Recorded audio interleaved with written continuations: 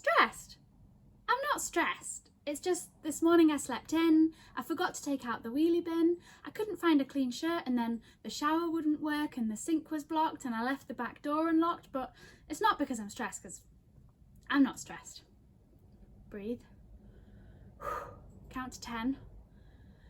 Start again. Stressed. No, I'm not stressed. It's just I didn't get to the office in time and I missed this really important deadline, and I read 300 new emails and I typed 2 business proposals really fast, and then my computer crashed and I lost all of my work because I hadn't backed it up. But it's not because I'm stressed, because I'm not stressed. Breathe. Count to 10. Again. Stressed. I'm not stressed. It's just I've got RSI and IBS and high cholesterol and sugar addiction and depression and wrinkles and pimples, and I'm overheating, I'm overthinking, I'm overeating, and I've started drinking. I'm going grey and my hair's a mess and I'm really busy. But it's not because I'm stressed, because I'm not stressed. Does any of that resonate with you? Having one of those days? If you can relate to anything in that poem by Angie Strachan, then we probably all can. And maybe we find it funny because we know what it means to have one of those days and feel like there's so much pressure on us that it might topple us. Well, this civil service learning that you're about to do is about stress in the workplace. And before you do it, it's really important that you know 3 main things about why this is relevant to you and how it applies in our organisation. So, firstly, whether you're working from home or you're in an office or you're out on site, you can and should risk assess for stress in the same way in which you would risk assess for any health and safety element in your work.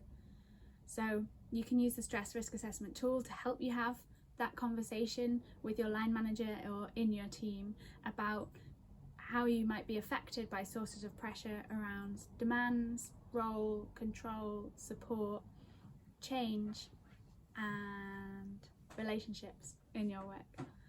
There's another little video about stress risk assessments and how to do them, and you can find that in the stress area of the wellbeing pages in Saltire. Second point, there is no such thing as positive stress. Yes, we may all need a certain amount of pressure to get things done, an internal or external pressure, and sometimes we can find that if that pressure is too low, we may be understimulated, and we may even find that as a source of our stress.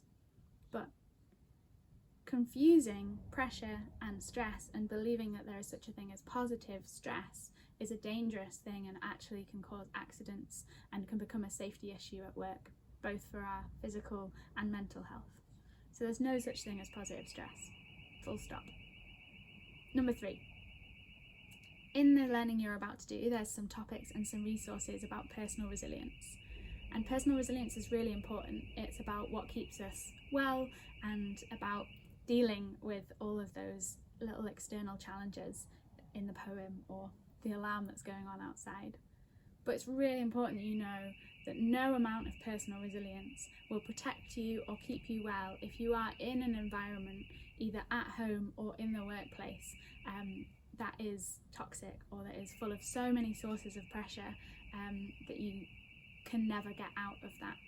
So you have a responsibility to look after yourself and to raise concerns and speak up if you notice anything either going on at home or at work, but you also can speak to your line manager, and the organisation has a responsibility to be assessing and addressing sources of pressure and stress. So that's why the health and safety wellbeing team have tools like the stress risk assessment, the wellness action plan, and why they support teams, including senior leadership teams, to be surveying the organisation in terms of the whole climate of safety, the whole climate of stress in the workplace.